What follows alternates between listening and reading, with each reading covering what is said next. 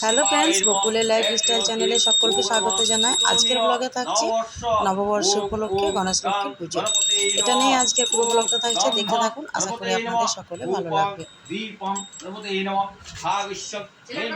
তো আজকে খুব ভোর ভোরে উঠে পড়েছি, একদম সূর্য মামা যখন উকি দিয়েছে তার আগে আমাদের স্নান হয়ে গেছে। যেহেতু বাড়িতে পুজো আছে, সকাল সকাল স্নানটাকে সেরে তারপর পুজোর কাজে লেগে পড়বো। তারপর তো রান্নাবান্নায় আছে পয়লা বৈশাখ উপলক্ষে। ভাবছি কিছু একটা ভালো মন্দ বানাবো, দেখা যাক কী করতে পারি। তো ছাদ থেকে এসে স্নান টান করে এবার যাব ঠাকুর ঘরে। মায়ের সঙ্গে একটু হেল্প করব, পুজো পাশার দায়িত্ব যেহেতু মায়ের উপরে থাকে, তো মায়ের সঙ্গে হেল্প করব। আমাদের বাড়িতে গণেশ লক্ষ্মীর পুজো হয়। এগুলো পুরনো গত বছরের ঠাকুর ঘট, সেগুলোকে এবার জলে বিসর্জন করে দেওয়া হবে। নতুন করে আবার ঠাকুর আনা হয়েছে, সেগুলোকে দোকানে সিংহাসনের উপরে চাপিয়ে রাখা হবে। দোকানগুলো বসার মতো জায়গা নেই, ছোট দোকান, তার জন্য পুজোটা ঠাকুর ঘরে করে তারপর, এটা আমার শ্বশুর আমল থেকে হয়ে আসছে, সেটাকে গণেশ লক্ষ্মীটাকে একটা সিংহাসনে বসিয়ে ঘট দিয়ে আর রেখে দেওয়া হয়। আর এখানে আম পল্লব রেডি করা হচ্ছে, চারিদিকে টাঙানো হবে। আলপনাও লেখা হয়ে গেছে। আর এই যে ঠাকুর ঘরে এসে আমরা সব কিছু ঠাকুর করেছি। 4টা ঠাকুর আনা হয়েছে তার জন্য। 2টো গণেশ, 2টি ঘট রয়েছে, পৈতে সিঁদুরটি যেগুলো প্রয়োজন, পঞ্চস্ত পঞ্চরত্ন যে যে দরকার সেগুলো সব এখানে আনা হয়েছে। এগুলো আমরা আগের থেকে এনে এক এক করে জোগাড় করে রেখে দিই। হয়তো পরে আনা হয়, কিন্তু আগে আমাদের আনা হয়ে যায়। কিছু এখানে ধান, আটন, পুনিস, এদিকে ফলমূল কাটা চলছে। মেজো যা এটা করে দিচ্ছে। আমরা যেহেতু একান্নবর্তী পরিবারে থাকি, আমাদের সব কাজগুলো একসঙ্গে হয়ে যায়। আমি এখানে ঠাকুর নিয়ে বসে পড়েছি। ঠাকুরগুলো প্লাস্টিক থেকে বের করে লাল সালু পরিয়ে দেবো। লাল সালু দিয়ে এগুলো মুড়ে দিতে হয়। তো একটা করে মালা আর লাল সালু দিয়ে আর মুড়ে দিয়েছি, একটা করে মালাও পরিয়ে দিয়েছি। তো কয়েকদিন থেকে আপনারা দেখেছিলেন, এর আগে ব্লগে দিয়েছিলাম আমার গলার অবস্থাটা ভালো নেই, তো কিছুটা কেটেছে। তো এখানে দেখুন ঠাকুরগুলোকে কি অপূর্ব লাগছে, তাই না? সব মা লক্ষ্মী, গণেশ একদম লাল সালুতে মোড়ানো হয়ে গেছে। আর এখানে আটনটাও রেডি করা হয়ে গেছে। 2টো সিস্টার যেটা প্রয়োজন সেটা আনা হয়েছে। আর এখানে যেহেতু নারায়ণ পূজাটা একসঙ্গে হবে, তার জন্য আটা, নারকেল, দুধ সব কিছুই রাখা হয়েছে। আর মায়ের যেহেতু নিত্যদিনের পূজা থাকে, তো সেই জন্য মায়ের পুজোটা আজকে বলছে ব্রাহ্মণের হাতে জল দেওয়াটাই ঠিক হবে। সব কিছু রেডি করে রেখে দিয়েছে। গোপাল সোনাকেও আজকে নতুন ড্রেস পরানো হয়েছে, আর আমরাও আজকে নতুন শাড়ি পরেছি। যেহেতু বাড়িতে এমনিও পয়লা বৈশাখের দিন আর আমাদের বাড়িতে পুজো হয়, তার জন্য আমরা ছোট বড় যতগুলো সদস্য আছি সকলেই কিন্তু নতুন ড্রেস পরে থাকি।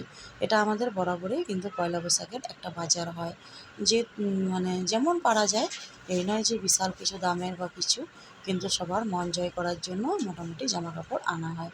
আর আজকে চারিদিক থেকে সব কিছু রেডি হয়ে গেছে, শুধু ব্রাহ্মণ আসার অপেক্ষা। যে সিংহাসনে ঠাকুরগুলোকে তোলা হবে আর একটা করে খাতা দিতে হয় হালখাতা করার জন্য। তো এবছর আমার কর্তামশাই না ডায়েরি নিয়ে এসছে, তো ডায়েরিটাই দিয়ে দেবো। আর মোটামুটি ব্রাহ্মণ চলে এসেছে, পুজোয় বসে পড়েছে। তো পুজোটা একটুখানি আপনারা শুনুন।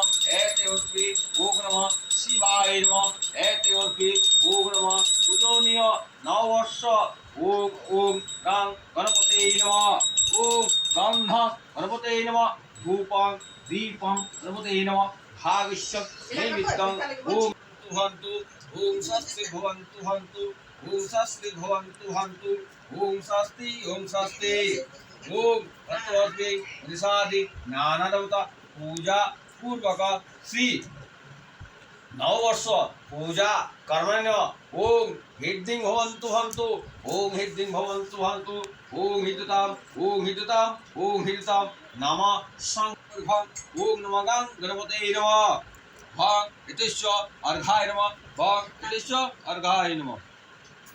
এলা শঙ্খ ধ্বনি দেন, উরুধ্বনি ধ্বনি দেন, ঘটগুলা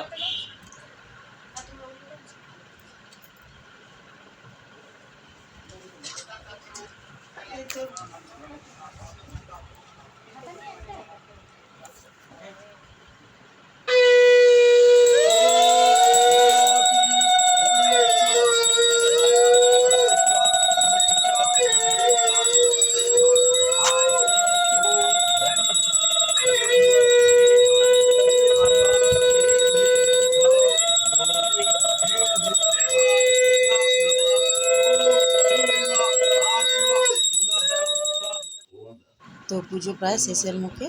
আমরা এবার পুষ্পাঞ্জলি দেব, পুষ্পাঞ্জলি দিয়ে তারপর ঘট মানে ঠাকুরগুলোকে উনি উঠিয়ে দেবেন। তারপর আমরা মানে রান্নাবান্না করবো বা প্রসাদ টসাদ খেয়ে নেবো, তারপর রান্নাবান্না করবো।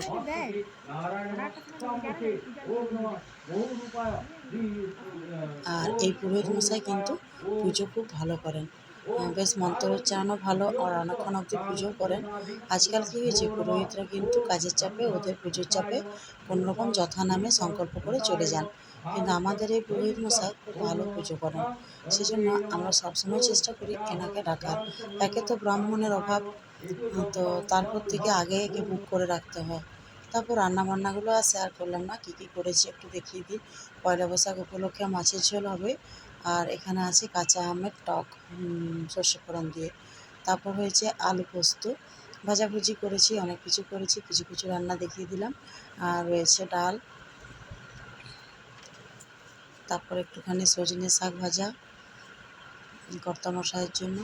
তারপরে রয়েছে বড়া ভাজা, মানে ডিমের, মাছের ডিম ছিল, সেগুলো একটুখানি ছিল, বেসন দিয়ে পেঁয়াজ লঙ্কা দিয়ে বড়া করে দিয়েছি।